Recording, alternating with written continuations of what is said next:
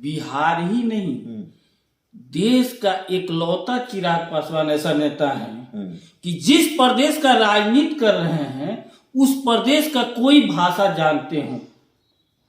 कोई देश में ऐसा कोई नेता आप बता दीजिए कि उस प्रदेश का भाषा न जानता हो। न वो भोजपुरी बोलते हैं, न वो मगही बोलते हैं, न वो मैथिली बोलते हैं, न बजका बोलते हैं। उसी उद्देश्य को पूर्ति हेतु हम लोग लगे रहते हैं। रह गई बात अगर शिक्षा मंत्री जी का बयान का, शिक्षा मंत्री जी का बयान को लेकर के हमारे पार्टी ने स्टैंड क्लियर किया है और सभी लोग ने इस पर बोले हैं। हमारे राष्ट्रीय अध्यक्ष जी बोले हैं, हमारे भवन निर्माण मंत्री जी बोले हुए हैं, सब कोई बोला हुआ है और इस पर अब पार्टी आगे क्या करती है उसको लेकर के डिसीजन होगा। जो बिहार की संस्कृति से, बिहार का वो कोई विकास से उनको कोई मतलब नहीं है, उनका सिर्फ अपना है और दिल्ली पटना करना है। देखिए सुधाकर सिंह की पहचान ही क्या है? सुधाकर सिंह का तो पहचान ही है सिर्फ जगदा बाबू। उसके बाद उनका क्या पहचान है? उसके बाद अगर वो वार्ड का भी अगर चुनाव लड़ ले तो नहीं जीत सकते और उनको जो वैल्यू दिया जा रहा है इसीलिए कि वो जगदा बाबू के पुत्र हैं। नमस्कार, आप देख रहे हैं 4 PM बिहार और मैं हूं अभिषेक मिश्रा। खरमास खत्म हो चुका है और खरमास खत्म होने के बाद आज पहला दिन है। इस विषय पर हमने कल बात की, रात में चर्चा की, ये खबर दिखाई आपको कि खरमास खत्म होने के बाद जेडीयू और आरजेडी के बीच के तकरार और बढ़ने के आसार हैं, क्योंकि एक अल्टीमेटम दिया था जेडीयू ने आरजेडी को। तकरीबन अल्टीमेटम ही था, जेडीयू ने यह कहा नहीं कि अल्टीमेटम है, लेकिन तकरीबन अल्टीमेटम ही था। खरमास खत्म हो तो सुधाकर सिंह पर कार्रवाई हो, खरमास तक का वक्त है। खरमास खत्म हो चुका है, सुधाकर सिंह पर कार्रवाई होगी कि नहीं होगी ये बड़ा सवाल है और ऐसे कई राजनीतिक सवाल हैं। हमारे साथ जेडीयू के नेता राजेश तिवारी हैं।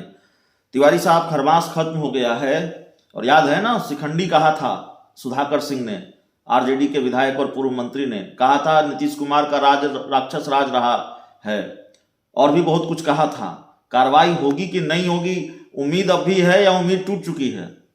देखिए वो क्या कहे थे उस पर हमारे पार्टी की ओर से ऑथराइज रूप से बोला भी गया, उसको प्रतिक्रिया भी व्यक्त किया गया और जहां तक उनके बोलने के सवाल हैं वो अपने पिता को लेकर के इतना फ्रस्ट्रेट हो गए हैं, इसके चलते वो बोल रहे हैं। ये मेन बात है, वो बीजेपी के एजेंट हो गए हैं और बीजेपी के जब एजेंट हो जाने के बाद कुछ भी बोल सकते हैं क्योंकि बीजेपी का विचारधारा वो फॉलो कर रहे हैं। उनको देखना चाहिए कि बीजेपी किस तरह से परिवार और पार्टी तोड़ने में माहिर होती है। देश भर में पार्टी तोड़ा है, यहाँ उसको देख लीजिए कि अगर यहाँ पर दल भी तोड़ा है, कोशिश की आरसीपी सिंह के माध्यम से। उसके बाद आप परिवार देख लीजिए, परिवार तोड़ दिया लोजपा का, रामविलास पासवान जी का, और यहाँ आप पिता पुत्र में ही झगड़ा लगा दिया है लालच दे करके कि हम आपको बक्सर से लड़ा देंगे। तो ये स्थिति में वो लालच में बोल रहे हैं, लेकिन देखना चाहिए कि आप कह रहे हैं कि बक्सर से लोकसभा चुनाव का लालच दिया है, लोकसभा का टिकट का लालच दिया है बीजेपी ने सुधाकर सिंह को, इसीलिए नीतीश कुमार के खिलाफ बोल रहे हैं। दूसरा क्या है, वो क्या है? इसके पहले वो बीजेपी में रहे हुए हैं, बीजेपी के चलते वो जेल में गए हुए हैं, किसानों के इशू पर वो जेल में गए हैं घोटाला के आरोप में। इसमें कोई दूसरी बात थोड़े है, जो सच्चाई है वो हम बोल रहे हैं।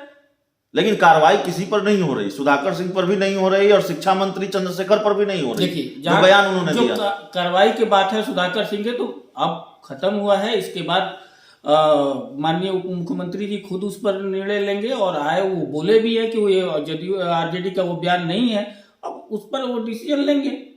उपेंद्र कुशवाहा आपकी पार्टी से बड़े बेचैन हैं, वो कह रहे हैं हमारे नेता को गाली दी जा रही है और आरजेडी कार्रवाई नहीं कर रही है। ये तो डील हो गई बीजेपी और आरजेडी के बीच, आप हमको मदद पहुंचाइए, हम आपको मदद पहुंचाएंगे। नीतीश जी जैसे नेता के बारे में, व्यक्तित्व के बारे में कोई एक ही नहीं, पूरे दल ही नहीं, हर बिहार और देश के सब कोई जानता है कि वो किस तरह से संयमित भाषा और उनका व्यक्तित्व रहा है। तो इस तरह का भाषा राजनीति में कहीं से भी शोभा नहीं देता है और किसी को भी नहीं बोला जाता है। वो शुद्ध रूप से दिखाता है कि देखिए सुधाकर सिंह की पहचान ही क्या है? सुधाकर सिंह का तो पहचान ही है सिर्फ जगदा बाबू। उसके बाद उनका क्या पहचान है? उसके बाद अगर वो वार्ड का भी अगर चुनाव लड़ ले तो नहीं जीत सकते और उनको जो वैल्यू दिया जा रहा है इसीलिए कि वो जगदा बाबू के पुत्र हैं। बाकी इतना किसी कोई बोलता है, कोई पूछता है। चंद्रशेखर पर कार्रवाई होगी कि नहीं होगी, ये बड़ा सवाल है। देखिए ये आरजेडी का मामला है। आरजेडी को उनका जो बयान है वो ये आरजेडी का मामला कैसे? नहीं, जेडीयू ही कह रही है, जेडीयू का ही बयान है कि करोड़ों लोगों की भावनाओं को आहत किया है शिक्षा मंत्री चंद्रशेखर ने, तो करोड़ों लोगों की भावनाओं का मामला है, आरजेडी का मामला कैसे हो गया?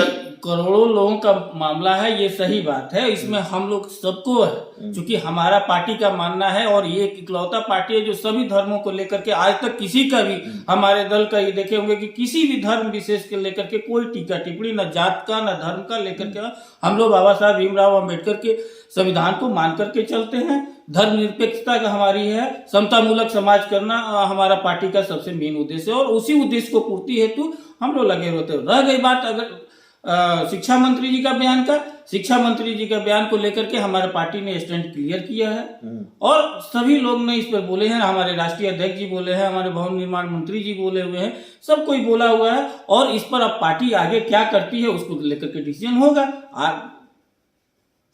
खरमास खत्म हो गया है लेकिन डिसीजन नहीं हो पाया। नहीं, खरमास तो अब कल न खत्म हुआ है, इसके बाद देखिए आगे क्या प्रोसेस हो रहा है। चिराग पासवान कह रहे हैं अगर रामचरितमानस को लेकर शिक्षा मंत्री ने गलत कहा है तो फिर अब तक वो मंत्री क्यों है? इसका मतलब नीतीश कुमार की सपोर्ट कर रहे हैं। बिहार ही नहीं, देश का एकलौता चिराग पासवान ऐसा नेता है कि जिस प्रदेश का राजनीति कर रहे हैं उस प्रदेश का कोई भाषा जानते हो। कोई देश में ऐसा कोई नेता आप बता दीजिए कि उस प्रदेश का भाषा न जानता हो। न वो भोजपुरी बोलते हैं, न वो मगही बोलते हैं, न वो मैथिली बोलते हैं, न बजका बोलते हैं, कोई भाषा नहीं बोलने वाले एक लौता नेता है चिराग पासवान। और उनको बोलने का, अरे वो तो बोल बोल करके तो Z+ ले लिए, ZA+ के लिए है ना, Z+ नहीं मिला, जेड सिक्योरिटी जेड मिला हुआ है। अब इसके बाद उनको क्या चाहिए? जो पटना से दिल्ली करते हो नेता, उनको जेड का सुरक्षा मिल गया, अब इसके बाद उनको क्या चाहिए? कहीं जमुई में जाते हैं अपना लोकसभा क्षेत्र में, वो तो बिहार में नहीं रहते हैं, तो फिर अब उनको जेड का मिला हुआ है। किस आधार पर मिला हुआ है? कौन इंटरपोल उनको मदद किया है या कौन उनको जान का खतरा है? मालूम नहीं। अगर उनको जान को खतरा है तो एक निचला तबका का भी जान का खतरा है जो रहबे न करते हो। चिराग पासवान जी एक लौता, हम बोल रहे ना, एक लौता नेता है जो बिहार की संस्कृति से, बिहार का कोई विकास से उनको कोई मतलब नहीं है। उनका सिर्फ अपना है और दिल्ली पटना करना है। चिराग पासवान को दिल्ली पटना करना है। जेडीयू को उम्मीद अब भी है कि सुधाकर सिंह के खिलाफ कार्रवाई होगी। अभी तो खरमास खत्म हुआ है और अब आने वाले कुछ घंटों में, कुछ दिनों में कार्रवाई शायद हो जाए। जेडीयू ये उम्मीद पाल कर बैठी है।